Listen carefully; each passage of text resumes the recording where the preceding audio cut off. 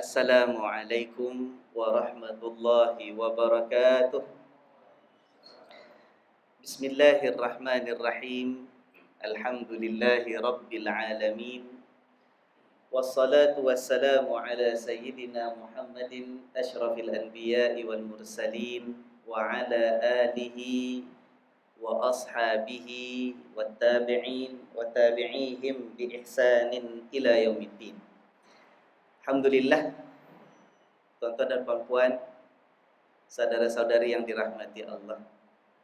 Mari sama-sama kita mulakan majlis kita ini dengan memanjatkan syukur yang sebanyak-banyaknya ke hadirat Allah Subhanahu wa taala. Kita memuji Allah dengan setinggi-tinggi pujian, kerana hanya Dialah yang layak mendapat pujian hamba-hambanya. Dialah yang maha berkuasa. Dialah Tuhan sekalian alam ini yang maha pengasih, yang maha penyayang, yang maha pemurah. Dan syukur kita kepada Allah Ta'ala sebab malam ini Allah berikan kita kesempatan dapat bertemu bersama, melaksanakan ibadah isyak berjamaah di hadapan kebesaran dan keagungan Allah. Kita bertasbih, bertahmid, bertakbir bersama memuji keagungan Allah. Kita menadahkan tangan, berdoa bersama, meminta dan bermohon rahmat dan kasih sayang Allah. Yang mudah-mudahan hadirnya kita di dalam rumah Allah pada malam ini menjadi satu amal soleh yang diterima oleh Allah, menjadi bekalan yang berguna kepada kita untuk keperluan hidup dunia dan akhirat kita, juga menjadi bukti akan benarnya iman kita kepada Allah Subhanahu wa taala. Amin ya rabbal alamin. Alhamdulillah, senang sekali saya dapat berjumpa dengan orang-orang potong pasir ni. Alhamdulillah, rasa tenang, rasa seronok dalam hati.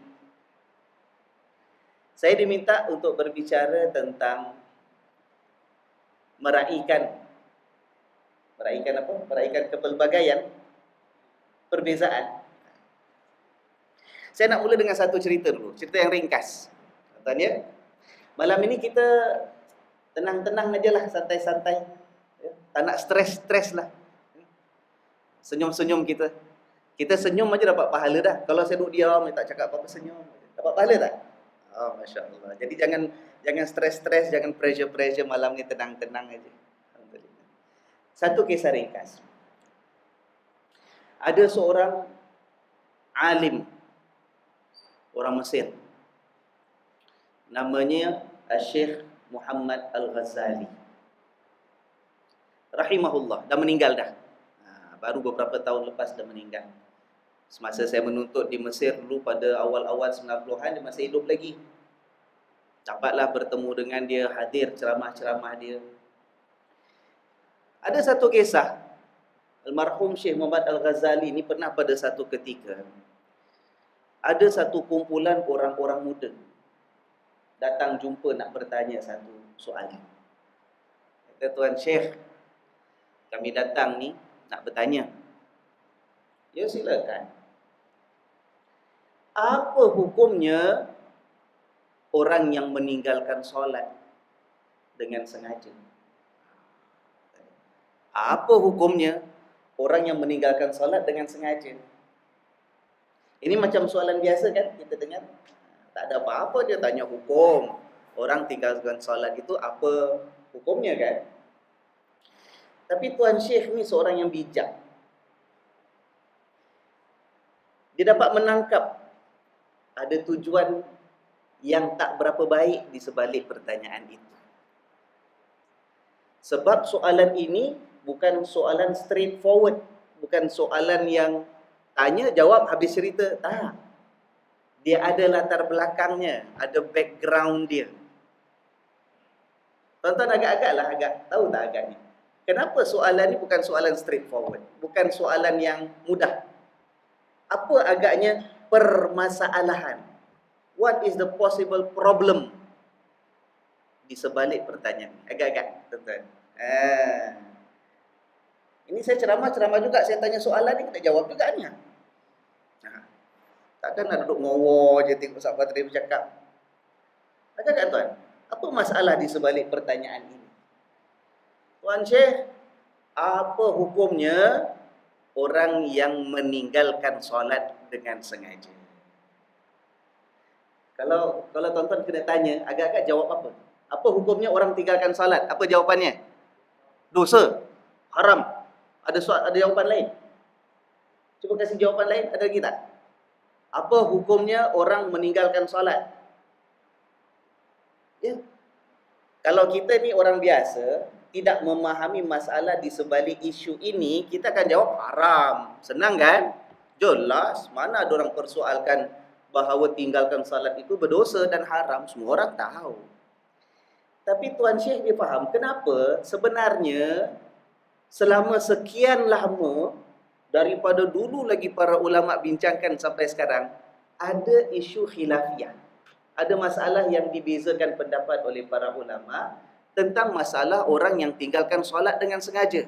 Bukan tentang haram tak haram, tapi tentang sama ada dia masih Islam ke ataupun dah jadi kafir. Masih Muslim ke ataupun sudah kafir. Maka tuan-tuan, dalam masalah ini sebenarnya para ulama ada dua pendapat yang utama.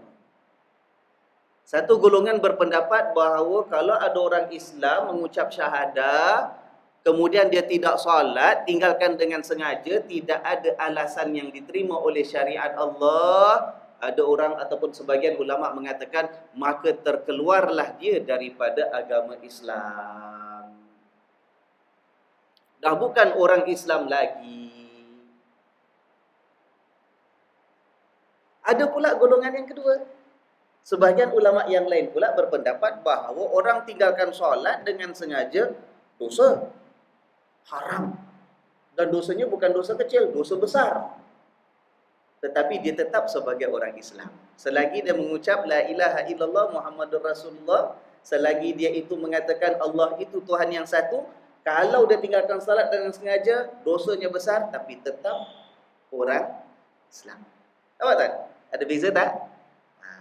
Sebab itu, kalau kita ini membaca kitab-kitab fiqh dan juga hadis-hadis Nabi, itu kalau dalam sebuah negara di bawah pemerintahan daulah Islam, kalau ada khalifahnya, undang-undang Islam, hudud itu dijalankan dan mahkamahnya mahkamah yang 100% ikut hukum Islam, sebahagian besar, majoriti ulama mengatakan, kalau ada orang yang tinggalkan solat dengan sengaja, tak ada sebab, itu boleh bawa kepada mahkamah, boleh didakwa.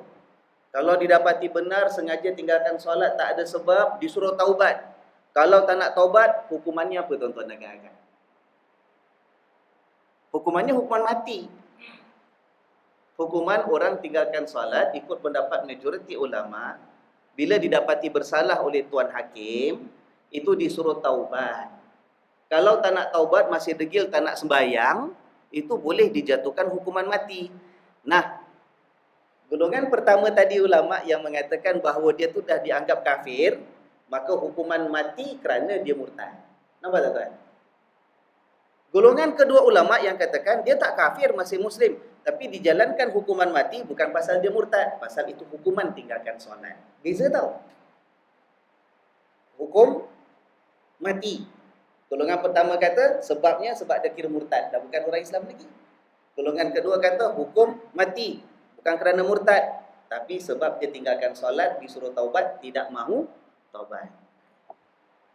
Ini saya cakap tentang dalam negara pemerintahan masih sebagai daulah Islamiah yang melaksanakan hukum Islam ikut pendapat majoriti ulama yang ada. Nah, bezanya kesan dia ialah, kalau ikut pendapat pertama, dijatuhkan hukuman mati sebab dia murtad, lepas hukuman mati dijalankan, dia tidak boleh diuruskan jenazahnya seperti jenazah orang Islam, pasal dikira dah murtad. Ya kan? Maka urus ikut orang agama lain. Tidak wajib dimandikan seperti mana wajib dimandikan jenazah Muslim. Tidak wajib dikafankan, tidak wajib, malah tak boleh disolatkan, dan tidak boleh dikebumikan di dalam kawasan perkuburan yang khusus untuk orang Islam. Itu pendapat pertama. Tapi pendapat kedua yang kata dia tu masih Muslim, tidak keluar daripada agama Islam, tak jadi kafir, bukan murtad, dijalankan hukuman bunuh pasal tak mau bertaubat bertaubat masih tak mau solat, maka lepas dijalankan hukuman mati, masih wajib dimandikan, masih wajib kafan, masih wajib apa lagi? Solatkan dia. Dan akhirnya dikebumikan ikut cara orang-orang Islam. Nampak tak perbezaan dia? Kita balik cerita Tuan Syekh Muhammad Al-Ghazali tadi. Dia faham benda ini. Dia tahu cerita di sebalik soalan itu. Yang datang tanya ni bukan nak minta jawapan ikhlas. Bukan betul nak minta keterangan dan penjelasan. Tak, saja nak test Tok Syekh ni, nak uji dia. Kita tengok Tok Syekh ni. Dia ikut mazhab mana? Ya kan? Sebab pernah berlaku dalam sejarah, ini antara dua golongan, bila tak faham, dia gaduh dia dengan dia. Sampaikan pernah berlaku di sebahagian tempat, dalam sebahagian sejarah umat Islam, jenis orang yang tak setuju ni, jenis orang yang ilmunya setengah masak. Oh, ilmu setengah masak. Dia bukan alim, bukan ulama pun. Tapi dia dengar cerita-cerita ulama sana kata yang ini murtad, yang ini pula ikut pendapat sana kata tak murtad. Itu sampai bergaduh tu dia dengan dia. Jadi Syekh Muhammad Ghazali bila ditanya soalan dia faham. Kalau dia kata orang tinggalkan solat sengaja tak ada sebab, maka terkeluar dia daripada agama Islam. Dia akan memenuhkan ataupun memuaskan pendapat satu pihak. Tapi pihak lagi satu akan gaduh dengan Tok Syekh tadi. Betul tak? Kalau dia kata, tak apa, dia berdosa besar, tapi tidaklah dianggap sebagai dah murtad, akan memuaskan pendapat satu pihak, akan bergaduh Tok Syekh dengan pihak yang tak setuju. Betul tak? Dan masalahnya ialah Tuan Syekh melihat, isu ni tak penting untuk kita teruskan lagi perbalahan di antara kita. Nak bawa ke mana isu macam gini kita nak selesaikan? Ya kan? Nak menangkan satu pendapat, nak kata satu pendapat lemah, sampai bila tak habis cerita. Banyak benda lain yang kita nak fikirkan. Tuan-tuan, agak-agak Tuan Syekh nasihat ataupun kasih jawapan macam mana agak-agak. Kalau tuan-tuan di tempat Syekh Muhammad Al-Ghazali rahimahullah, kalau dapat soalan macam gini, tak nak jawab ikut perbezaan isu yang dikhilafkan ulama, agak-agak apa pandangan jawapan tuan-tuan nak kasih kepada satu kumpulan pemuda yang tanya tadi? Apa jawapan agak-agak? Tuan Syekh, apa hukum orang tinggalkan solat tak ada sebab? Cuba jawab tuan-tuan. Apa nak jawab? Cuba fikir sikit lah. Jawab murtad, gaduh. Jawab tak murtad, gaduh. Tapi nak jawab apa?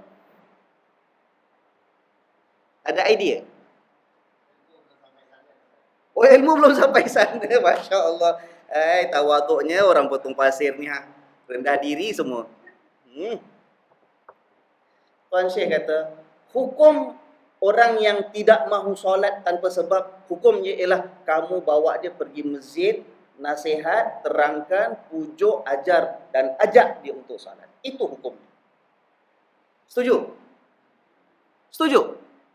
Itu yang diperlukan oleh orang yang masih tidak mahu solat. Orang tak solat itu ada masalah tak?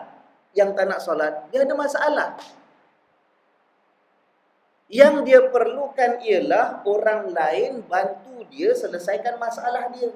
Masalah dia ialah dia masih mahu tidak mahu solat, sedangkan solat itu wajib. Itu masalah dia. Yang dia perlukan ialah orang lain datang pada dia, ajak untuk solat sama-sama. Kalau dia tak faham solat macam mana, ajar supaya dia faham solat itu bagaimana. Kalau hatinya belum terbuka nak solat, diberikan nasihat, teguran, sentuhan, kasih sayang, persaudaraan. Itu yang diperlukan. Dia tak perlukan khilaf-khilaf ini. Orang kalau tak solat, sama ada dia degil ataupun dia tak faham. Kalau itu berlaku, kita jawab masalah khilaf. Sama ada kafir ke tak kafir. Jalan hukuman mati, lepas tu nak jenazahnya uruskan cara Islam ke tak uruskan cara Islam. Dia tak perlukan itu. Bingung dia. Aku datang masjid Ingat dapatlah orang pimpin bimbing sembahyang. Datang masjid, orang tahu aku tak sembahyang 20 tahun. Pak Imam dengan Pak Bilal pula yang gaduh pasal aku. Pak Bilal kata aku dah kafir, Pak Imam kata aku belum kafir. Apa punya masjid? Kesian dia tuan. Ya kan? Sebab itu dalam kita menghadapi perbezaan. Dan perbezaan itu wujud dalam agama Allah. Dalam banyak perkara, macam-macam isu. Sejak daripada zaman Nabi sallallahu alaihi wasallam lagi, Nabi masih hidup lagi, sudah ada para sahabat yang berbeza pandangan dalam perkara-perkara yang tertentu. Selepas Rasulullah sallallahu alaihi wasallam wafat, makin banyak lagi perbezaan yang ada di kalangan para sahabat Nabi. Tambah lagi orang yang baru masuk Islam selepas Nabi wafat, golongan tabi'in, lagi banyak pandangan dan fahaman. Apatah lagi kalau sampai zaman kita sekarang sudah berlalu 1400 tahun lebih. Yang menjadi orang Islam macam-macam bangsa, macam-macam kaum, macam-macam bahasa, macam-macam budaya, macam-macam keadaan hidup masing-masing. Lagi banyak kan perbezaannya. Nah, bila kita bincang masalah perbezaan, kita nak tengok perbezaannya ke kita nak selesaikan supaya dapat persamaan dan kesatuan di antara kita. Bila berhadapan dengan isu-isu yang seperti ini, contohnya kita nak tambah bingung ke kita nak selesaikan supaya hati kita tenang dan cerah perjalanan hidup kita. Kita bila berhadapan dengan persoalan seperti ini, kita nak berhenti di persimpangan, gaduh kat situ tak habis-habis antara yang belok kanan ke belok kiri ke, go ahead ke U-turn ke. Tapi tak bergerak pasal gaduh. Ataupun kita jalan ke hadapan sebab banyak lagi laluan perlu kita sama-sama seiringan. Walaupun mungkin kereta kita tak sama. Walaupun mungkin saya ambil jalan PIE, awak nak ambil jalan AYE, nak jalan MCE ke mana EE, ikutlah. Pokoknya tujuan kita nak pergi Johor sama-sama. Akhirnya sampai masuk Johor juga kan, alhamdulillah. Nak shopping pergi Simpang Renggam beli kuih ke, nak pergi Angsana beli tudung ke, sampai kan sama-sama. Tapi kalau kita lupa tentang matlamat dan tujuan perjalanan kita, kita sampai kat satu simpang, kita gaduh, kau punya kereta tak bagus, kereta aku lagi bagus. Kau punya kereta tu orang jahil yang buat, aku punya orang alim punya kereta. Tak bergerak kita. Akhirnya kita gaduh. Bila gaduh apa berlaku? Kita langgar kereta dia, dia langgar kereta kita. Rugi sama-sama kereta kita penyek, kemek. Ya kan? Tapi tak sampai ke tujuan. Subhanallah. Patut kita lihat dah. Contoh, Allah Subhanahu wa taala cerita tentang golongan yang berbeza ketika hidup Rasulullah sallallahu alaihi wasallam. Tetapi Allah puji. Ada golongan yang asalnya bukan golongan yang sama, berbeza. Allah puji dalam Al-Quran sebab akhirnya mereka ini hatinya kerana murni dan bersih kerana iman kepada Allah. Perbezaan itu tidak menyebabkan mereka berpecah belah. Kita lihat ya, dalam Al-Quranul Karim, firman Allah Subhanahu wa taala ada menceritakan tentang orang-orang Muhajirin dan Ansar. Surah Al-Hasyr. Allah Subhanahu wa taala menceritakan kisahnya pada satu ketika selepas peperangan ataupun kita kata peristiwa berhadapan dengan orang-orang Yahudi Banu Nadir. Banu Nadir ni satu puak orang Yahudi di Madinah. Satu masa mereka itu dihukum oleh Nabi SAW. Dihalau keluar daripada kampung mereka sebab Bani Nadir telah berlaku khianat, melanggar janji mereka dengan Rasulullah SAW. Kita ringkaskan cerita. Jadi bila Bani Nadir itu dihalau keluar sebab pengkhianatan mereka, maka harta-harta yang ditinggalkan mereka itu menjadi harta rampasan. Ya kan? Cuma Allah Subhanahu wa taala menentukan untuk harta itu diserahkan kepada Rasulullah sallallahu alaihi wasallam untuk baginda bagikan seperti mana yang baginda rasa sesuai.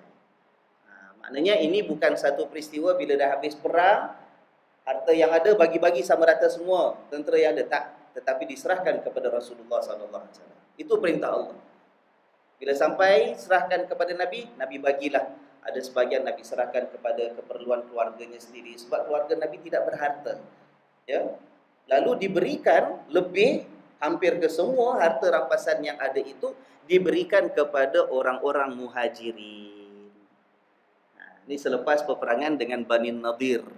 Diberikan kepada orang-orang muhajirin. Tuan-tuan, orang muhajirin itu siapa? Siapa orang muhajirin? Bukan orang bridal road tau. Muhajirin itu orang apa? Orang Mekah, ya kan? Yang hijrah pergi Madinah kan? Jadi orang muhajirin ini orang kampung Nabi lah. Kan? Orang kampung Nabi. Kenapa Nabi kasih pada mereka lebih? Orang Ansar yang asal orang Madinah tu tak dapat. Diberikan kepada orang muhajirin. Kenapa? Sebab orang muhajirin itu ada kedudukan yang istimewa disebut oleh Allah Subhanahu wa taala dalam surah Al-Hasyr ayat yang ke-8, kata Allah, lil fuqara'il muhajirin. Diberikan kepada orang-orang fakir miskin daripada golongan muhajirin. Nombor satu, harta itu diberikan oleh Nabi, dibagikan kepada muhajirin lebih. Sebab pertama, mereka orang fakir. Orang daripada Mekah datang ke Madinah kan tak bawa harta. Kebun kena tinggal kat Mekah, rumah kena tinggal kat Mekah, perniagaan kena tinggal di Mekah. Pindah ke Madinah, ada yang cuma sehelai sepinggang. Ada yang bawa harta itulah yang boleh dibawa oleh kenderaan untanya itu sahaja. Sampaikan ada sebahagian orang muhajirin yang berada di Madinah itu merupakan orang-orang fakir dan miskin. Jadi kata Allah, lil fuqara. Nombor satu, sebab mereka itu fakir. Al-muhajirin, minal muhajirin. Lil fuqara'il muhajirin. Sebab mereka itu orang yang berhijrah. Alladzina ukhriju min diyarihim. Yang telah dikeluarkan, dihalau daripada kampung tempat tinggal mereka di Mekah. Itu kan orang muhajirin. Diugut, diancam, disakiti, tak disenangi, macam-macam cara dianiaya. Sampailah Allah izinkan, nah keluarlah. Jadi seolah-olah mereka pindah itu, memang mereka itu ditindas semasa di Mekah. Mereka dikeluarkan daripada Mekah. Dua, itu sebabnya. Satu, dia fakir, miskin. Kedua, dia hijrah keluar. Sebab dihalau daripada tempat tinggalnya. Wa amwalihim. Sebab mereka itu terpaksa meninggalkan juga harta kekayaan mereka. Macam saya katakan tadi, kebun, rumah semua kena tinggal. Jadi, bila nak bagi harta rampasan perang, adil tak kalau kasih sama rata orang muhajirin dengan orang Ansar? Orang Ansar memang harta dia ada kat Madinah, ya kan? Jadi keadilan itu dalam bentuk sebab mereka itu telah hilang harta kekayaan mereka, diberikan harta lebih kepada mereka. Ya betahuna fadlam minallah. Ini orang muhajirin, ini orang yang ikhlas. Walaupun kena tinggalkan harta, kena tinggalkan negeri, kena tinggalkan saudara mara, tapi mereka sanggup berhijrah. Pergi ke Madinah, belum tentu kat Madinah ada apa. Tak ada jaminan siapa-siapa. Tetapi mereka hanya semata-mata mencari kurniaan daripada Allah. Tengok. Ini Allah sebutkan kelebihan-kelebihan orang muhajirin. Ya. Kemudian, وَيَنْصُرُونَ wa rasulah. Dan mereka itu berjuang untuk membela Allah dan Rasul. Jadi Allah terangkan, ini kelebihan-kelebihan muhajirin. Ulaika humus shadiqun, mereka itulah orang yang benar dalam keimanan mereka. Nah, itu golongan muhajirin. Allah puji. Dan Allah tak lupa pula. Sekarang isunya ialah orang muhajirin dapat pembahagian harta lebih. Yang orang Ansar tak dapat apa-apa. Tapi dapat apa? Daripada Allah. Dapat pujian. Allah sambung dalam ayat yang ke-9 dengan puji orang Ansar pula. Kata Allah apa? Walladzina tabawwa'ud dara wal iman. Orang-orang Ansar di Madinah, mereka telah menyambut orang muhajirin datang dengan menyediakan tempat tinggal mereka, rumah-rumah mereka. Maknanya sahabat datang, saudara datang dari jauh, orang kita tak kenal. Tuan-tuan, dulu Mekah dengan Madinah tu tak ada hubungan saudara. Lepas hijrah baru ada hubungan saudara. Mekah tu negeri lain, Madinah tu negeri lain, tuan-tuan. Kalau Mekah dengan bandar sebelah dia Taif tu ada, ya kan? Dengan kawasan Quba di Madinah ya. Taif dan juga kawasan sekitar itu ada hubungan saudara mara, sahabat. Tapi Mekah Madinah tak ada. Jadi bila orang muhajirin datang ke Madinah, kita bayangkan macam mana mungkin orang Madinah ni boleh sambut orang Mekah. Bukan setakat sambut dia sila datang, tak. Tapi mereka menyediakan rumah mereka. Ini aku 2 rumah. Kau datang sini tak ada rumah tempat tinggal, mari duduk rumah aku. Ini apa yang aku makan dengan keluarga. Kamu datang, dipersaudarakan oleh Rasul sallallahu alaihi wasallam. Nah, makanlah apa yang aku ada. Ya kan? Mereka menyediakan tempat tinggal dan mereka menyediakan iman mereka menyambut orang-orang muhajirin. Kemudian Allah terangkan lagi. Yuhibbuna man hajara ilaihim. Orang Ansar sangat-sangat mencintai orang-orang muhajirin yang datang berhijrah ke tempat mereka. Wala yajiduna fi sudurihim hajatan mimma utu. Dan orang Ansar ini, dia tak rasa dalam diri mereka tu tidak ada keperluan kepada harta yang dibahagi-bahagikan oleh Rasulullah sallallahu alaihi wasallam. Tak ada nak ngoyok datang, ya Rasulullah, kita orang kampung sini tahu. Ni orang muhajirin, orang mendatang, mana fair kau kasih mereka dapat, kita tak dapat apa-apa. Padahal dalam berhadapan dengan Bani Nadir, kita hadapan sama-sama. Kita angkat senjata sama-sama. Tapi Allah nak cerita betapa orang Ansar bukanlah orang yang dalam hatinya tu ada keinginan terhadap harta dunia kalau memang tidak diberikan oleh Allah dan Rasulnya kepada mereka. Ya. Dan sambung Allah lagi dalam ayat ini, wa yu'thiruna ala anfusihim walau kana bihim khasasah. Dan mereka itu lebih mengutamakan saudara yang datang daripada Mekah lebih daripada diri mereka sendiri. Walaupun sebahagian orang Ansar pun ada keperluan juga.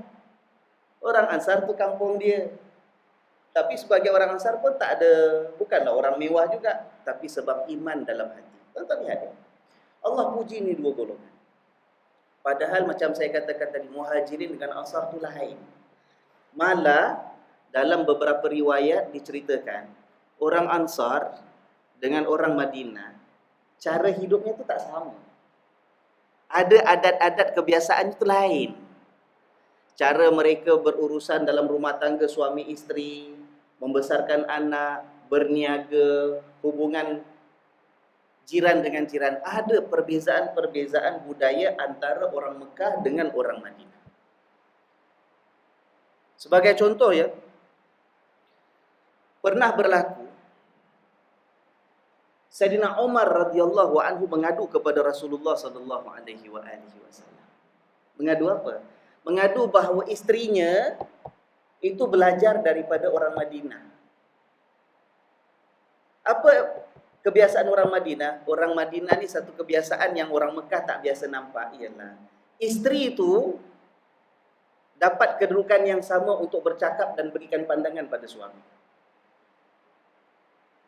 Orang Madinah daripada dulu lagi, kalau dalam urusan rumah tangga ada perkara yang isteri tak setuju, isteri akan cakap dengan suami, bang, saya tak setujulah macam gini. Padahal orang Mekah asalnya ialah suami cakap apa, isteri dengar. Tak jadi kebiasaan orang Mekah itu kalau isteri menyuarakan pendapat yang berbeza daripada suami. Ya kan? Kalau disuruh duduk, duduk. Disuruh bangun, bangun. Disuruh jalan, jalan. Kita orang Melayu, antara suku-suku yang berbeza pun kadang-kadang ada beza ya. Antara lelaki dengan wanita dalam keluarga. Orang Minang lain kedudukan orang wanita dalam keluarga. Banding dengan orang Jawa tak sama. Ya kan? Itu ada perbezaan. Orang Mekah dengan Madinah. Jadi satu hari sampai Sayyidina Umar mengadu kepada Rasulullah sallallahu alaihi wasallam, mengatakan, "Ya Rasulullah, susah. Isteri aku dah belajar daripada orang Madinah. Aku cakap ni dia lawan balik cakap aku." Bukan lawan balik tu biadab, tidak, tapi kasih pandangan yang berbeza. Sayyidina Umar mengadu. Tapi begitulah yang berlaku. Bila kita ini hidup sebagai masyarakat, manusia dengan budaya yang berbeza, itu bila bersatu, bercampur, berkenal-kenalan, hidup dalam sebuah masyarakat yang baru, kita belajar perbezaan antara satu dengan yang lain. Ya kan? Bila suami Jawa kahwin dengan istrinya Boyan, itu nanti ada perbezaan-perbezaan yang disesuaikan bila hidup suami isteri kan. Lalu nanti apa yang dibuat oleh suami asalnya orang Jawa, itu bapaknya Jawa tengok, lain anak aku ni. Pasal apa? Pasal dia kena sesuaikan berkahwin dengan isteri Boyan. Begitu yang maknya isteri tadi tengok, anak aku dah kahwin, lain sikit cara hidup dalam keluarga dia. Ya kan? Kenapa? Sebab dia kena adjust, sesuaikan dengan budaya kebiasaan suaminya yang Jawa. Ya kan? Itu kebiasaan. Jadi begitulah berlaku perkahwinan antara dua adat dan budaya orang Mekah dengan orang Madinah. dan itu memperkayakan lagi kehidupan yang berlaku di dalam kalangan masyarakat sahabat-sahabat Nabi sallallahu alaihi wasallam. Tapi Allah puji dua-dua. Tuan-tuan, ini bukan masalah beza pendapat sahaja. Beza pendapat itu berlaku di kalangan orang-orang asal Mekah pun ada berlaku perbezaan pendapat. Di kalangan orang Madinah pun ada berlaku biasa perbezaan pendapat. Asal orang Madinah tu antara golongan Aus dengan golongan Khazraj. Sebelum datang Islam tu gaduh. Tapi bila diikat oleh Islam hati mereka, mereka bersatu. Tapi nak jadi cerita, ini orang tempat lain, budaya lain, cara hidup kebiasaan lain. Bertemu dengan orang Madinah lain latar belakangnya. Tetapi perbezaan itu tidak menjadi sebab untuk mereka itu berjauhan hati antara satu dengan yang lain. Yang datang daripada Mekah datang dengan penuh kemurnian hati, mencari keridaan Allah Subhanahu wa taala. Pandai bawa diri sampai kat Madinah, tidak menyombong ngada-ngada pula, kita orang datang, kita ni sahabat-sahabat Nabi asal tahu, kita yang asal masuk Islam, kita yang awal bila Nabi. Tak menyombong pada orang Madinah. Gitulah kawan-kawan Rasulullah daripada dia kecil. Gitulah saudara mara Nabi sallallahu alaihi wasallam. Tak ada. Datang seperti orang biasa. Beradab, jaga tertib, hormat dengan orang Madinah. Orang Madinah bila sambut pula, tak ada pun ngada-ngada action lebih, tak ada. Korang ngada-ngada numpang tempat kita tau. Agak cukup masa ni balik Mekah sudahlah. Tak ada tuan-tuan. Disambut dengan penuh kasih sayang. Walaupun orang Madinah tu sebahagiannya memang ada keperluan, tapi bila dibagikan harta oleh Nabi, nampak lebih kasih kepada orang Muhajirin. Sebab orang Muhajirin memang lebih fakir miskinnya. Orang Ansar tak jadikan isu. Begitu hati mereka diikat oleh Allah Subhanahu wa taala. Diikat oleh apa? Kalau kita lihat apapun perbezaan, apapun ketidaksamaan, mereka diikat oleh kalimat tauhid la ilaha illallah Muhammadur Rasulullah. Siapa sahaja jumpa assalamualaikum, orang Islam ke bukan, dah. Pasal apa? Kalimahnya la ilaha illallah Muhammadur Rasulullah. Sebab tuan-tuan ya, kalau kita lihat, ini uniknya satu agama Islam. Agama Islam ada yang namanya syahadah. Pengakuan, kalau kita kata, kalau bahasa Inggerisnya is a declaration, ya kan? Pengakuan bahawa Tuhan aku cuma satu, tak ada yang lain, iaitu Allah. Kepercayaan aku ialah bahawa Nabi Muhammad sallallahu alaihi wasallam itu ialah rasul utusan Allah. Dah. Full stop, ringkas. Dua kalimah syahadah, dua bahagian. Allah dengan Muhammad Rasulullah sallallahu alaihi wasallam. Siapa cakap, tak bolehlah. Walaupun dalam peperangan, walaupun gaduh macam nak mati, ya kan? Sekali bila dia terlepas pedang dia, dia kalah, nak selamatkan nyawa dia, mengatakan, aku orang Islam, la ilaha illallah Muhammad Rasulullah. Boleh tak bunuh dia? Walaupun nampak sangat nak selamatkan nyawa sendiri, ya kan? Tapi tak boleh, tak diizinkan oleh Nabi. Sebab kalimah la ilaha illallah Muhammad Rasulullah itu yang menjadi ikatan. Ya kan? Nah, kita lihat dia ringkas. Sedangkan yang kita belajar tauhid nak mengenal Allah, katalah Allah tu siapa? Sifat 20 lah, yang wajib, yang mustahil, yang harus lah. Ada yang tak pakai sifat 20, pakai 3 bahagian tauhid, akidah lah.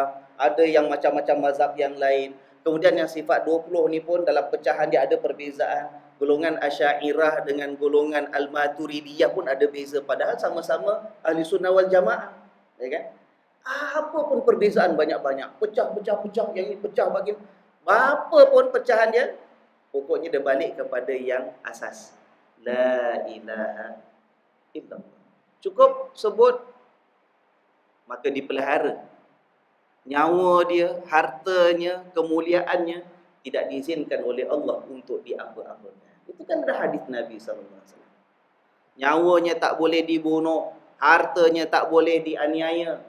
Malah dia punya nama baik dan maruah mesti dijaga hanya dengan kalimah la ilaha illallah Muhammadur Rasulullah. Sebut tentang Nabi Muhammad sallallahu alaihi wasallam, kita belajarlah tauhid, ada sifat-sifat wajib Nabi, sifat itu macam-macam.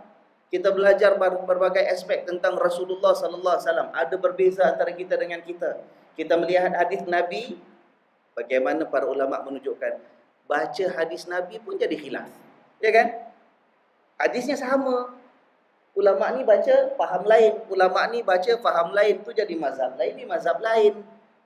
Apa pun perbezaan, jangan lupa syahadah kita ialah Muhammadun Rasulullah. Full stop. Faham maksud tuan? Uniknya agama kita sebab kita ada kalimah syahadah.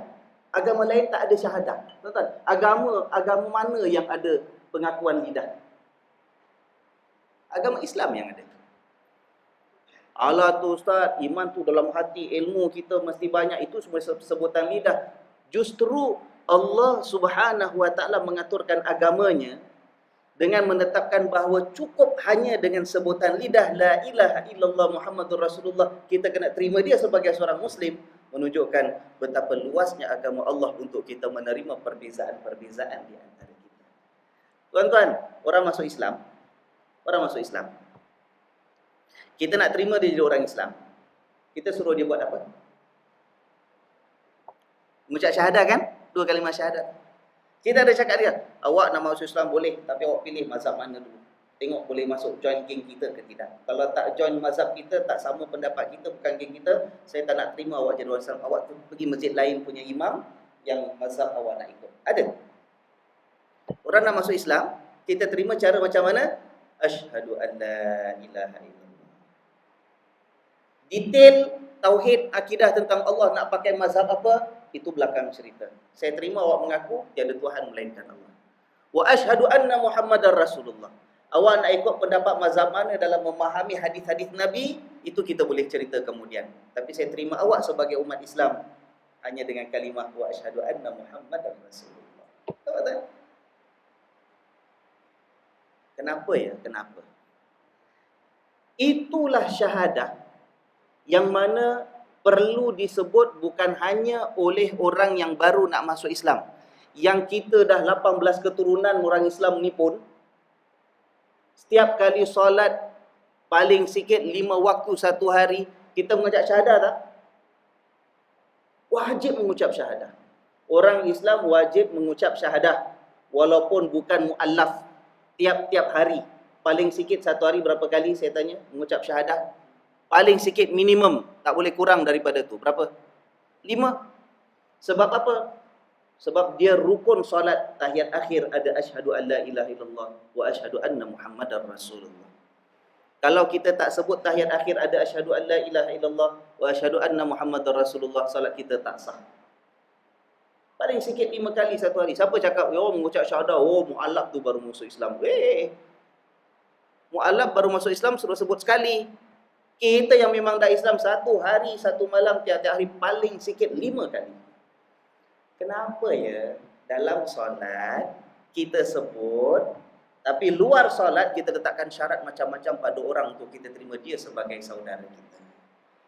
Hanya kerana terdapat perbezaan kita dengan dia. Masalah solat orang tinggalkan tak ada sebab, kafir ke bukan kafir? Gaduh tuan-tuan. Akhirnya kita dengan dia kafir mengkafirkan. Aku percaya orang solat tinggalkan tak ada sebab dia kafir. Maka kalau kau tak cakap dia kafir, orang yang tak kafirkan yang kafir, kaulah kafir, kata dia. Dia kafir dah. Benda ni kadang-kadang apa tak logik macam gitu pun kita nak kafirkan orang. Padahal bukan kita yang tinggalkan solat. Ceritanya orang tu yang tinggalkan solat. Kita beza pendapat, kita kafirkan dia, kita kafirkan dia. Aku kata dia kafir, kau kata dia tak kafir. Siapa tak kafirkan yang kafir, dialah kafir, dah kafir. Yang dia tu kata, dia bukan kafir. Maka orang yang menuduh orang yang bukan kafir sebagai kafir, tuduhan itu akan balik kepada dia. Engkau lah kafir. Tak? Aduh. Allah Subhanahu Wa Taala memuji orang-orang Muhajirin dan Ansar walaupun perbezaan banyak di antara mereka. Kenapa? Sebab Allah tunjukkan kerana hatinya tu ingin mencari keridaan Allah, ikhlas mengharapkan kurniaan Allah, bukan dunia. Yang ini menyambut dengan penuh kasih sayang sebab hatinya itu telah disuburkan dengan perasaan persaudaraan yang didasarkan kepada keimanan hanya kepada Allah. Subhanallah. Sebab Allah puji. Nah, timbul persoalan. Itu muhajirin lah Ustaz, sahabat-sahabat Nabi mulia dah habis pun sejarah mereka. Itu orang Ansar Ustaz, dah habis dah. Itu orang-orang Madinah dulu bila Nabi, bila orang muhajirin, dah habis dah sejarah. Kita baca sejarah, nak buat apa lagi kita sekarang, ya kan? Kita tengok yang cantiknya Allah atur. Surah Al-Hasyr saya kata. Ayat 8 tadi cerita pasal orang muhajirin. Ayat 9 cerita tentang golongan Ansar. Cuba kita tengok ayat ke-10. Kalau tuan-tuan nak tengoklah, ataupun balik nanti merujuk. Ayat ke-10, Allah kata apa? Walladzina ja'u min ba'dihim, dan orang-orang yang kemudiannya datang selepas mereka. Maknanya umat Islam yang datang kemudian selepas muhajirin dan Ansar. Kita ni lah, ya. Kita. Allah kata apa? Allah kata yaquluna, orang-orang yang datang lepas golongan muhajirin dan ansar akan menyebut dan mengatakan Rabbana ighfir lana. Ini Pak Imam tadi dalam solat ataupun lepas solat, doanya disebut doa ini juga. Rabbana ighfir lana, ya Tuhan kami, ampunkanlah kami, wali ikhwanina alladzina sabaquna bil iman, dan ampunkan juga untuk saudara-saudara kami yang telah mendahului kami dengan keimanan. Maknanya Allah puji, Allah mahu, Allah hendak, Allah perintahkan. Kita ni umat Nabi sallallahu alaihi wasallam, selepas golongan muhajirin dulu, selepas golongan ansar dulu, Allah hendak kita ini jadi golongan yang mendoakan mereka dulu. Ya Allah, ya Tuhan kami, ampunkan dosa kami. Ampunkan orang-orang yang dahulu sebelum kami yang telah beriman kepadamu, ya Allah. Mereka tu muhajirin, mereka tu ansar, mereka itu datuk nenek moyang kami yang dah beriman, mereka tu sahabat-sahabat kami, jiran kami yang dah terlebih dahulu mendahului kami dengan keimanan mereka. Kita ni belum tahu, sampai mati masih beriman tidak, kita tak tahu kan. Minta perlindungan daripada Allah kan, supaya kalau boleh sampai mati kita beriman. Tapi Allah ajar, jangan lupa doakan pengampunan oleh Allah untuk orang-orang yang dah pergi terlebih dahulu sebelum kita, yang beriman kepadanya. Supaya dengan berkat doa itu Allah pelihara hati kita, Allah pelihara iman kita. Dan Allah sambung lagi, ni yang saya nak sebut ni, ya. Allah sambung lagi dalam doa ini mengajar kita dalam surah Al-Hasyr. Allah kata wala taj'al fi qulubina ghillan lil ladzina amanu rabbana innaka raufur rahim. Dan ya Allah, kami minta kepadamu ya Allah, janganlah kau jadikan dalam hati kami ini ada ghillan, ada ghil. Ghil tu maknanya apa? Ghil tu maknanya hasad dengki, perasaan benci. Lilladzina amanu, kepada orang-orang yang beriman yang lain. Apa tu? Siapa yang dah dulu sebelum kita, dah meninggal dulu, dah selesai urusan hidup dunia dia, ya Allah kau ampunkan mereka. Siapa yang masih lagi hidup dengan kami ni, orang-orang yang mengaku beriman kepadamu ya Allah, kami minta ya Allah, jangan kau jadikan dalam hati kami ini ada perasaan ghil terhadap orang-orang yang beriman. Jangan sampai kami jadi hamba-Mu ya Allah, yang hati kami ini ada hasad dengki dengan sesama manusia, yang ada rasa benci terhadap orang-orang beriman. Minta ya Allah, bersihkan hati kami. Nampak tak tuan? Ini orang yang dipuji selepas generasi muhajirin dan ansar. Muhajirin ansar alhamdulillah dah bersaudara, begitu indah persaudaraan mereka, begitu hebat ikatan hati mereka. Jangan kita pula sekarang kita ni berpecah belah. Allah minta kita, ajar kita, doa mohon kepada Allah, jangan sampai hati kita ada perasaan ghil. Tuan-tuan ya, kalau tuan-tuan buka terjemahan ke tafsir ke, ghil ditafsirkan sebagai hasad dengki. Ada terjemahan tafsir mengatakan benci, ya kan? Sakit hati, baik. Tapi asal perkataan ghil dalam bahasa Arab, dari segi bahasa, ghil tu maknanya rantai. Ghil, rantai asal maknanya. Allah gunakan perkataan rantai untuk membawa maksud hasad dan dengki ataupun benci sesama kita orang Islam. Tapi Allah gunakan perkataan rantai. Kenapa? Padahal dalam bahasa Arab itu benci ada perkataan-perkataan dia makna benci. Al-bughd, al-karaha. Kalau hasad dengki Allah boleh pakai perkataan al-hasad pun. Tapi Allah tak pakai perkataan hasad, Allah tak pakai perkataan karaha ke bughd benci ke. Allah gunakan perkataan ghil. Ghil tu asal makna rantai. Kenapa agak-agak? Kenapa agak-agak? Dah tidur ke? Pukul berapa dah ni? 9:43. Kenapa agak-agak? Faham tak maksud saya ni? Faham? Cuba fikir kenapa agak-agak? Allah ni cakap bahasa Quran pelik-pelik sikit lah. Pakai perkataan ghil, rantai. Tapi bila tengok maksudnya ialah, ya Allah kau jangan biarkan hati kami ini punya perasaan benci. Ataupun ya Allah kau jangan biarkan hati kami ini punya perasaan hasad dengki. Tapi guna perkataan rantai. Kenapa? Agak-agak lah. Saya just nak test saja, masih segar buka mata ke tidak ni, sadar ke tidak ni. Kenapa agak-agak? Saya kasih cara minum dulu lah, haus lah. Tuan-tuan cuba kasih jawapan lah, cuba.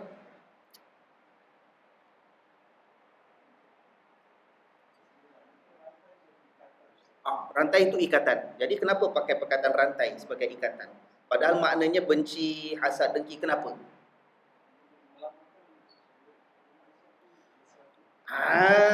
Lain sikit. Nak menunjukkan rantai ni, ghil, dia biasa digunakan sebagai hukuman. Ikat orang, rantai. Bila orang kena ikat dengan rantai, dia tak bebas. Dia tak boleh bergerak. Dia terseksa. Dia sakit. Dia merana. Dia sengsara. Orang yang kena rantai ni hanya layak ialah orang yang buat jenayah. Betul tak? Orang Islam kalau hatinya tu ada benci pada sesama orang Islam, orang Islam yang hatinya ada hasad dengki dengan sesama Islam, dia sebenarnya orang yang terpenjara dan terikat dengan rantai yang menjerut dirinya. Orang ada hasad dengki, ingat hatinya senang ke? Orang ada hasad dengki itu umpama orang yang tak bebas, hatinya sentiasa tak senang. Sakit hati tuan. Dia kalau sakit hati dengan kita, selagi kita hidup, selagi itu dia tak senang. Betul tak tuan? Selagi kita ni senang, selagi itu dia sakit hati. Betul tak tuan? Terseksa kan? Seolah orang yang hatinya dah hasad dengki itu, dia terbelenggu, hatinya tu diikat, dirantai macam penjenayah. Begitu orang yang benci. Orang kalau hatinya tak ada rasa kasih sayang, benci tak habis-habis. Semua orang salah pada pandangan dia. Semua orang tak betul pada pandangan dia. Semua orang tu bukan saudara dia. Semua orang tak layak jadi sahabat dia. Semua orang tu layak masuk neraka, dia je masuk syurga. Ada tak orang macam tu? Ada kan? Benci tak habis-habis hatinya. Itu umpama orang yang tak bebas. Apa kebahagiaan, apa ketenangan yang dapat dia nikmati hidup kat dunia? Hatinya tak lapang. Macam orang kena penjara, saya katakan. Sebab itu Allah gunakan perkataan ghil. Asal ghil tu ialah rantai. Tapi makna dalam ayat ini, benci ataupun hasad dengki. Subhanallah. Itu bahasa Al-Quran. Itu bahasa Al-Quran. Peringatan kepada kita. Sebab itu tuan-tuan, orang kalau kena rantai, boleh bergerak. Orang kalau kena rantai, nak pergi ke depan, boleh. Dia tak boleh maju, tak boleh bergerak, tak boleh jalan, tak boleh capai apa-apa tuan.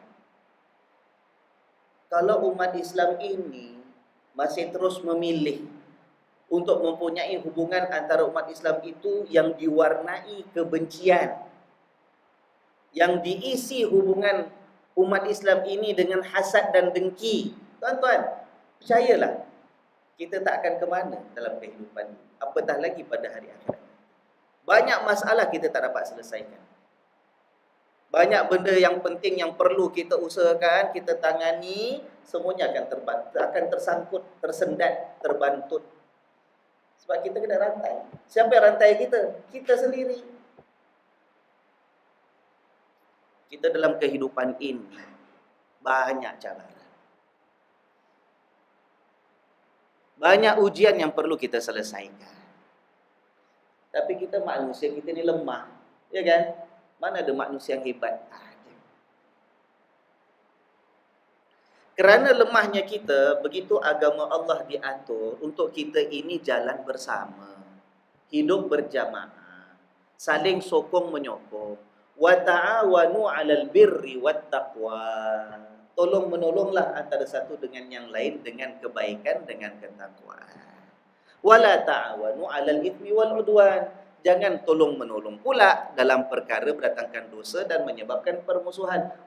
Pokoknya Allah suruh bersatu padu. Ta'awanu, tolong menolong, sebab kita lemah kalau sendiri-sendiri.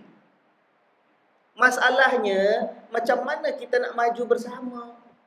Kalau kita ikat diri kita dengan rantai. Rantai apa? Rantai kebencian, rantai hasad dengki, rantai nak bentis membentis, nak jatuh menjatuhkan, rantai nak hina menghina, kata mengata.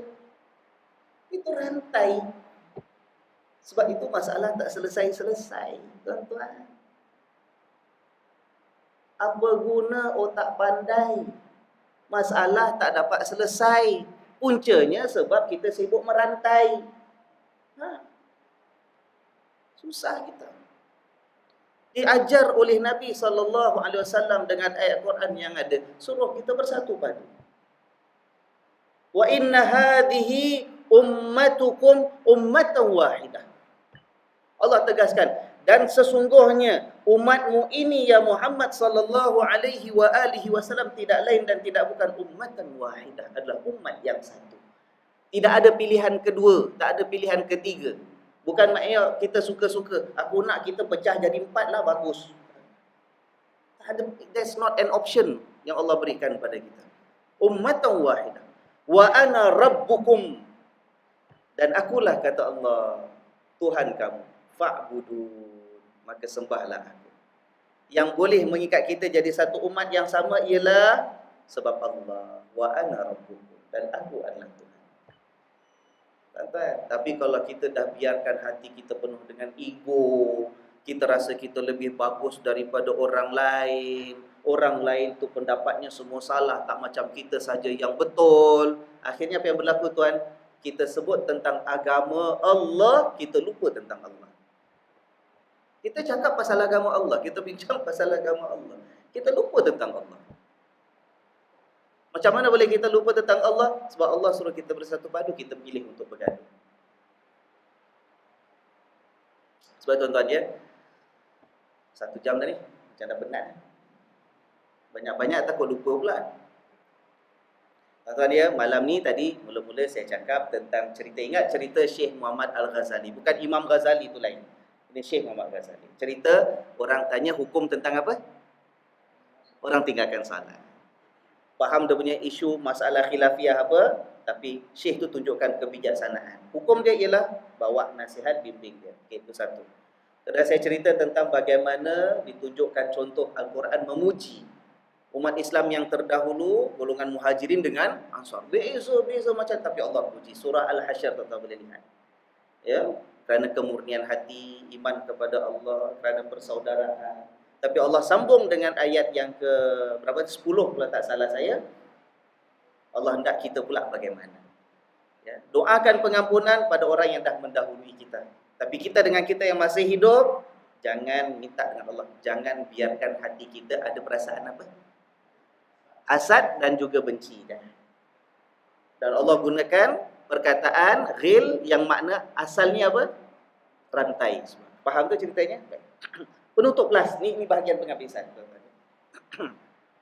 Ada satu ayat Allah dalam surah Ali Imran. Saya rasa semua orang dah pernah dengar. Saya pun ada 2-3 syarahan saya, orang letak YouTube pun saya sebut benda ni. Saya sebut lagi sekali untuk orang-orang Potong Pasir dan untuk peringatan pada diri saya sendiri. Ayat wa'tasimu bihablillahi jami'an wa la tafarraqu. Dan berpegang teguhlah kamu semuanya dengan tali Allah, bihablillah. Jami'an, semua sekali. Wala tafarraqu, dan jangan kamu berpecah belah. Biasa dengar ayat ni? Berpegang teguh dengan tali Allah, bihablillah. Tali Allah tu apa? Agak-agak berpegang teguhlah dengan tali Allah. Apa? Tali Allah tu apa? Kalimat Allah, perintah Allah, agama Allah, kitab Allah. Itu semua tali Allah. Allah suruh kita berpegang dengan talinya, semua sekali jami'an, wala tafarraqu, dan jangan kamu berpecah belah. Tadi cerita pasal rantai, rel. Sekarang cerita pasal tali.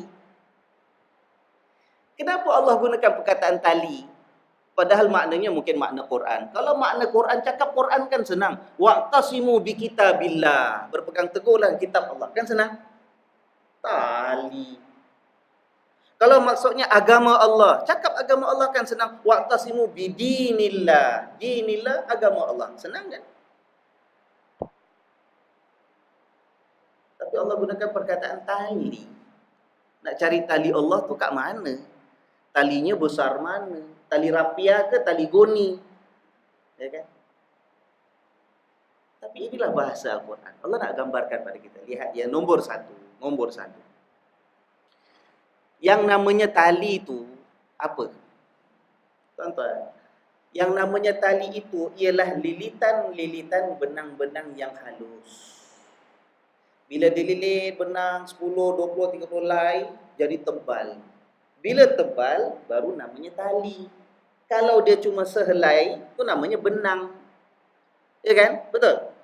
Ini bukan tali rapia. Tali rapia zaman Nabi plastik tu belum ada lagi. Zaman dulu memang tali tu tali yang lilit lah, jadi tali. Ya kan? Daripada benang yang halus. Allah, macam cerita orang Melayu dulu. Ada satu bapak ni, anaknya 4-5 orang, gaduh tak habis-habis. Bapaknya bingung, ni cerita orang Melayu dulu. Bapaknya nak nasihat macam mana cara. Bapak dia suruh panggil, suruh ambil seorang pergi bawa satu lidi. Ya kan? Bawa lidi. Bapaknya kata cuba patahkan lidi masing-masing, patahkan. Senang tak patah? Senang. Cuba bawa lidi banyak-banyak, ikat jadi satu, tebal lidinya. Cuba patahkan. Boleh? Wah, itu pengajaran. Saya daripada kecil dah dengar dah cerita ni. Pengajaran dia ialah kalau sendiri-sendiri patah senang, lemah kita. Tapi kalau ikat jadi penyapu tebal tu, nak patahkan tak boleh. Kata orang berapa ni? Bersatu, bercerai roboh apa? Bercerai apa? Bersatu teguh bercerai. Lebih kurang macam itulah hadis orang Melayu ni kan. Tu hadisnya, itu ceritanya bapak ngajar anak. Tapi kita lihat dalam Al-Quran, Allah kata berpegang teguhlah dengan agama Allah, dengan kitab Allah. Allah gunakan perkataan tali. Allah minta kita gambarkan, umpamakan diri kita dalam berpegang dengan agama Allah itu, dan agama Allah itu sendiri sebagai tali yang ikat antara satu dengan yang lain. Kalau kita leraikan kita ni masing-masing umpama satu benang, kuat tak kita? Bila kita tak kuat nak laksanakan agama Allah, mampu tak kita? Susah. Tapi lilit jadi tali tebal, baru kuat kita. Sebab itu ibadat kita diatur oleh Allah Subhanahu Wa Taala. Banyak perkara ibadat kita digalakkan. Ibadat sama-sama. Kalau boleh kat masjid, ya alhamdulillah, itu yang dituntut. Kalau tak di masjid pun cari cara, sebab untuk sekurang-kurangnya sembahyang 2 orang pun jadilah berjamaah kalau di rumah. Sampaikan dalam Islam ini ada kelonggaran, ruang diberikan kalau suami contoh pergi masjid sembahyang, lepas jamaah masjid balik rumah, tengok isterinya belum solat, jangan sekadar suruh solat. Apa ni abang dah balik masjid, engkau belum solat, habis untuk sembahyang cepat, nanti maghribnya habis. Tapi diajar kalau boleh, walaupun suami dah salat balik, boleh tak suami berjamaah lagi dengan isteri? Boleh, digalakkan. Memberi kesempatan kepada isteri supaya dapat berjamaah masih. Subhanallah. Kita disuruh dalam bersolat, Nabi pesan, luruskan saf kamu, kalau tidak nanti akan renggang hati-hati kamu. Hatta dalam ibadah yang tak ada jamaah pun, tuan-tuan, ada tak ibadah yang tak ada jamaahnya? Solat ada jamaahnya, haji memang jamaah ramai-ramai. Ada tak ibadah yang tak ada jamaahnya? Ada antaranya apa? Puasa. Puasa ada jamaah. Nawaitu shauma ghadin makmuman. Tak ada. Orang solat dia sendiri. Aku solat, aku punya. Orang puasa sendiri. Aku puasa, aku puasa sendiri kan. Tak ya kan? Itu puasa peribadi, individu kan. Tapi Allah atur, nak puasa ibadat individu pun boleh tak? Aku ingat aku nak puasa tahun ni Zulqaidah lah. Saat nak puasa Muharram silakan. Allah tak atur. Allah atur walaupun puasa sifat individu, tapi masanya tetap sama. Semua orang puasa bulan tak boleh puasa bulan lain. Mana boleh? Yang namanya puasa mestilah mula daripada terbit fajar, habisnya sampai tenggelam matahari. Aku ingat hari ni nak delay postpone sikit lah. Lambat sikit tak apa. Tapi 14 jam juga kau. Aku start pukul 1, nanti pukul 3 pagi baru buka puasa. Boleh? Begitu diatur oleh Allah Subhanahu Wa Taala. Cuma kalau ada khilaf pun, sama ada tempat nak tengok bulan ke, ada tempat nak pakai kira-kira, pokoknya mesti bulan Ramadan. Hari raya pertama habis puasa. Boleh orang ekstra hari raya pertama nak puasa. Pahala lebih kau. Pak Mufti pun tak adalah puasa hari raya pertama aku buat kau tahu. Tak boleh. Mesti habis sama-sama. Ya kan? Begitu diatur oleh Allah. Wa'tasimu bihablillah. Berpegang melaksanakan agama Allah umpama tali. Jangan jadi benang, masing-masing sedang putus, tak kuat kita nak laksanakan perintah Allah. Lagi syaitan mengganggu, menggoda, hidup penuh dengan cubaan, ujian. Ya kan? Itu satu. Kedua, tuan-tuan lihat ya. Ayat wa'tasimu bihablillah. Berpeganglah kamu dengan tali Allah. Biasa yang kita gambarkan dan ini biasa tafsiran para ulama. Berpegang dengan tali Allah ialah kita pegang tali Allah. Itu agama Allah. Ya kan? Itu agama Allah. Kita pegang. Dan agama Allah ni bukan lembik, ni memang kuat. Dan kita umpama sebagai tali juga kita dengan kita. Tapi dia boleh bermaksud dengan pengertian yang kedua. Berpeganglah dengan tali Allah, bukan maksud pegang tali Allah tu. Tapi berpeganglah satu dengan yang lain bersatu dengan diikat oleh tali Allah. Dengan diikat oleh, berpeganglah dengan tali Allah, maknanya berpeganglah kamu bersatu dengan diikat oleh tali Allah. Tuan-tuan, kita kalau nak angkat barang, pindah-pindah barang, kalau barangnya itu lebih daripada 5-6 sebagai contoh, kita kalau gunakan tangan setakat nak angkat, itu tak kuat, betul tak tuan? Angkat tu boleh terlepas, bertabur, tangan kita pun bukan kuat sangat. Tapi biasanya apa yang kita gunakan untuk bantu kita boleh angkat barang yang banyak ke tempat yang lain, tak jatuh, tak berderai. Kita gunakan apa? Tali. Berpegang teguhlah kamu dengan diikat oleh tali Allah. Bukan setakat kita dengan tangan aja tuan-tuan. Tangan ni kuat mana aja. Tapi Allah minta kita gambarkan dalam kita bersatu padu, biar kita cari kekuatan yang akan mengikat kita. Seolah-olah macam kita diikat dengan tali. Orang kalau diikat dengan tali, dia takkan terlepas. Dia akan kuat, dia akan rapat. Dia akan bersatu padu, berhadapan dengan apapun ujian. Wa'tasimu bihablillah. Jami'an, semua sekali. Tak ada orang ada pilihan lain. Tak apalah, orang potong pasir nak bersatu padu, wa'tasimu lah. Aku ingat taklah pun lain sikit. Tak ada lain sikit. Jami'an kata Allah, semua sekali, semua. Without exception. Tak ada orang boleh kata, aku ni makam lain. Darjat tinggi sikit. Aku belajar daripada guru aku, dah sampai makam ni memang tak payah, dah berjamaah, dah tak payah lagi. Sembahyang Jumaat pun tak wajib dah. Nyapu punya ajaran macam gini. Allah kata jami'an, semua orang kena sama-sama, wa'tasimu bihablillah wala tafarraqu. Jangan berpecah belah. Itu peringatan daripada Allah. Ya kan? Jadi seperti tali. Kerana agama Allah itu umpama tali yang mengikat kita dengan ikatan yang begitu kuat. Kalau Allah kata, kamu hiduplah jadi orang Islam, tak bersatu padu pun tak apa. Allah tak akan cakap kita diikat dengan tali. Allah tak akan cakap kita ni berpegang dengan tali. Tak payah. Dalam agama lain mungkin fahaman dia macam gitu. Masing-masing hidup sendiri, nak duduk kat hutan, asalkan beribadatlah. Yang nak duduk kat atas gunung dipersilakan. Islam tak. Islam kata persatukan. Sebab itu tuan-tuan, nak cerita tentang kita ini mesti mengukuhkan perpaduan kita. Nabi SAW menjelaskan, la an tu'amilan nas wa tasbira ala adahum khairun min an la tu'amilan nas wa la tasbira ala adahum. Dalam riwayat yang lain disebut la an tukhalitan nas.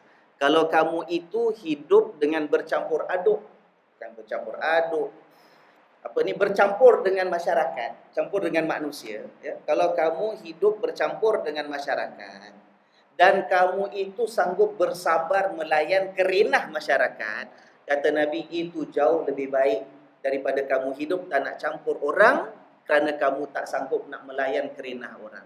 Itu bukan pilihan yang baik, kata Nabi SAW. Tuan-tuan, kita kadang-kadang kita rasa lah hidup tak ada peace lah, tak tenteram lah. Duduk dengan dia, nyakitkan hati dengan orang sana, mata aku pula sakit, dengan jiran tak boleh. Pasal jiran kita pun lain perangai, adik-beradik lain watak, ya kan? Kawan-kawan pun lain kerenah. Kena sabar. Kalau kita pilih untuk mengasingkan diri sebab kita berbeza, sebab kita tak sama, itu jadi sebab kita menjauhkan diri antara satu dengan yang lain. Itu tidak dianjurkan oleh Rasulullah SAW. Nabi kata, kamu hidup bermasyarakat, campur orang, kemudian sabar dengan kerenah mereka, itu lebih baik daripada hidup tak nak campur orang kerana tak sabar dengan kerenah orang lain. Subhanallah. Mudah-mudahan Allah pelihara kita. Mudah-mudahan Allah kuatkan hati kita, Allah satukan jiwa kita. Biar perbezaan apapun yang berlaku antara kita, sebab kita ingin mencari keridaan Allah Subhanahu wa taala. Allah hendak kita bersatu, kita bersatu. Sebab itu bila dalam solat kita diingatkan, kita solat seorang pun jangan lupa mendoakan sahabat-sahabat kita yang tak solat sekali dengan kita. Tuan-tuan, bila kita solat, kita sebut assalamu alayka ayyuhan nabiyyu wa rahmatullahi wa barakatuh. Salam sejahtera kepadamu ya Rasulullah. Ya kan? Itu selawat kita kepada Nabi sallallahu alaihi wasallam. Kita sambung apa? Assalamu alayna wa ala ibadillahis salihin. Salam sejahtera ke atas kami, alaina, kami, ya Allah, ke atas kami, wa ala ibadillahis salihin, dan juga kepada hamba-hambamu yang salihin, ya Allah.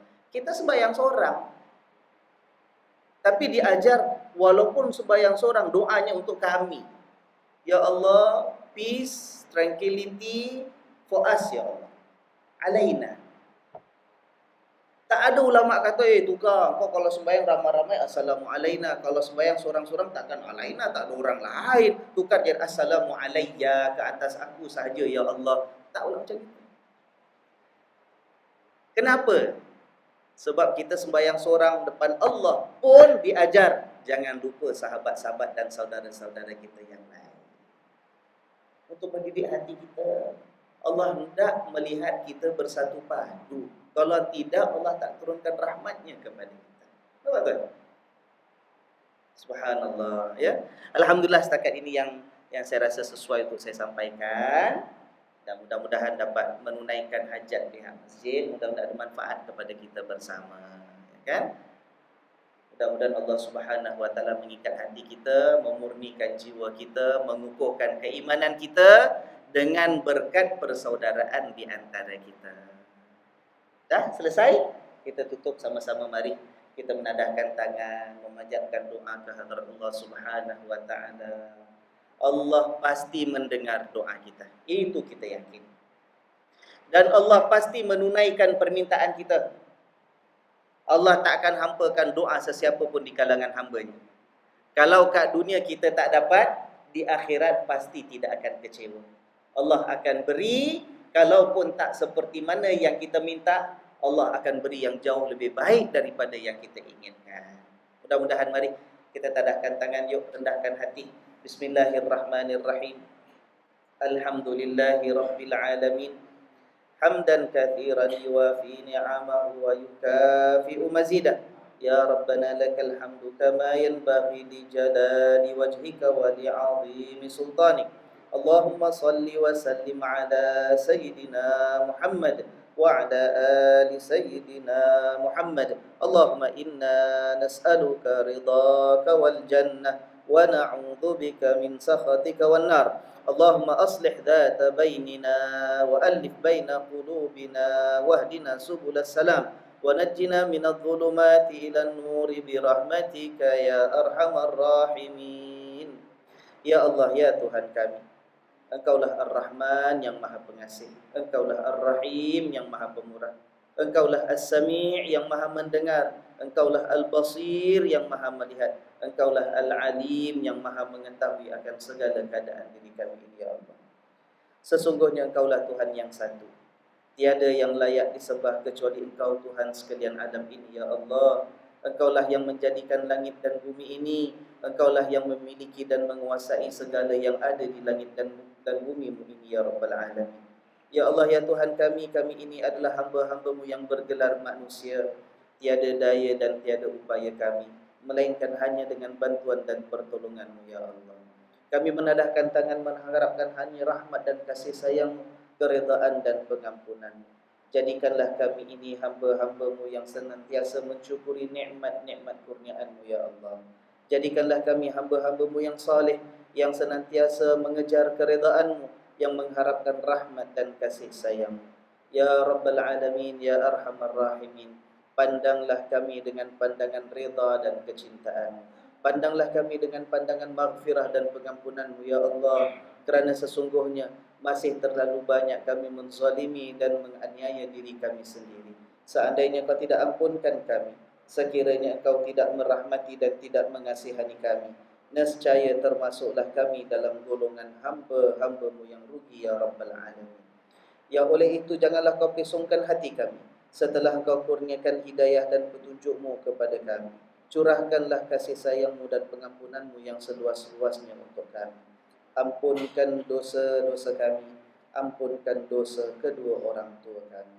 Rahmatilah mereka, seperti mana mereka bersusah payah mendewasakan kami semenjak kecil kami dahulu. Andai kata ada di antara ibu ataupun ayah kami yang masih hidup, Engkau panjangkanlah umurnya di dalam keimanan dan ketakwaan.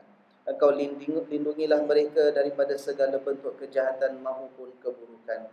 Dan Kau kurniakanlah kami sebagai anak-anak kekuatan dan kesabaran untuk terus melakukan kebaktian kepada mereka selagi hayat di kandung badan. Namun sekiranya kalaulah ada di antara ibunda ataupun ayahanda kami yang telah terlebih dahulu kembali kepadamu sebelum kami, ya Allah, di sini, di dalam rumah-Mu yang penuh dengan kemuliaan ini, kami menadahkan tangan, meminta dan bermohon kepada-Mu, agar Kau ampunkanlah juga dosa dan kesalahan yang pernah mereka lakukan semasa hidup mereka dahulu, ya Allah. Angkatkanlah darjat mereka di sisi-Mu. Tinggikanlah kedudukan mereka di sisi-Mu, ya Rabbal Alamin. Lapangkanlah kubur-kubur mereka itu. Hiaskanlah kubur mereka dengan cahaya-Mu yang paling indah. Jadikanlah kubur mereka itu bagaikan taman-taman syurga-Mu. Janganlah pula Engkau biarkan kubur mereka menjadi seperti lubang neraka-Mu, ya Rabbal Alamin. Ya Allah, ya Tuhan kami memohon perlindungan-Mu. Janganlah Kau biarkan kami ini menjadi hamba-hamba-Mu yang memiliki ilmu, tetapi ilmu yang tidak mendatangkan kebaikan kepada kami di dunia maupun di akhirat nanti. Kami mohon perlindungan-Mu, ya Allah, daripada menjadi hamba-hamba-Mu yang memiliki hati, tetapi hati yang tidak pernah mahu tunduk di hadapan keagungan dan ketinggian.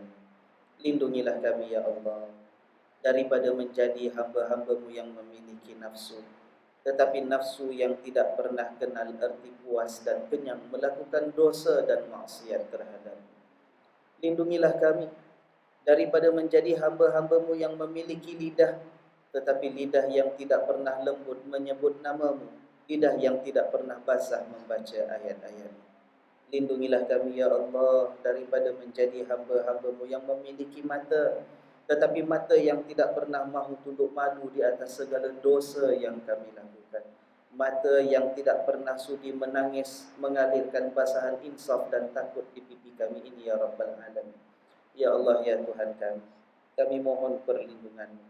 Janganlah Kau biarkan kami ini menjadi hamba-Mu yang senantiasa menadahkan tangan, berdoa dan meminta kepada-Mu, namun lantaran dosa kami yang masih banyak mengeraskan dan menguturkan hati kami ini, tidak pernah pula doa kami ini kau kabulkan ya Rabbal Alamin, ya Arhamar Rahimin. Ya Allah, ya Rabbal Alamin, Tuhan sekalian alam ini, kami bermohon kepadamu dalam keadaan kami akui akan segala kesalahan yang masih banyak kami miliki, agar kau kurniakanlah kebaikan kepada kami di dunia ini ya Allah. Kurniakanlah juga kepada kami kebaikan di akhirat nanti. Lindungilah kami daripada kemurkaan-Mu. Lindungilah kami daripada kebencian-Mu. Lindungilah kami sepanjang kami hidup di atas muka bumi-Mu ini untuk sementara waktu. Lindungilah kami saat-saat kami menghadapi sakaratil maut, saat kami kembali kepada-Mu nanti. Lindungilah kami ya Allah sepanjang hidup kami bersendirian di alam kubur nanti. Lindungilah kami daripada dibakar kepanasan berhimpun di padang mahsyar-Mu nanti. Lindungilah kami ya Allah sepanjang kami berdiri menghadap-Mu di dalam mahkamah pengadilan-Mu, membentangkan kepadamu kitab catatan amalan kami yang masih penuh dengan dosa dan kekotoran ini. Lindungilah kami sepanjang perjalanan kami meniti as-sirat pada hari pembalasan nanti. Lindungilah kami. Lindungilah kedua orang tua kami. Lindungilah pasangan hidup yang kau hadiahkan kepada kami. Lindungilah anak-anak yang kau anugerahkan dan kau hadiahkan, kau amanahkan kepada kami. Lindungilah kami semua daripada disentuh oleh azab dan siksa neraka-Mu ya Allah. Lindungilah kami daripada disentuh oleh azab dan siksa neraka-Mu ya Allah. Lindungilah kami dan orang-orang yang kami kasihi daripada disentuh oleh azab siksa neraka-Mu ya Arhamar Rahimin.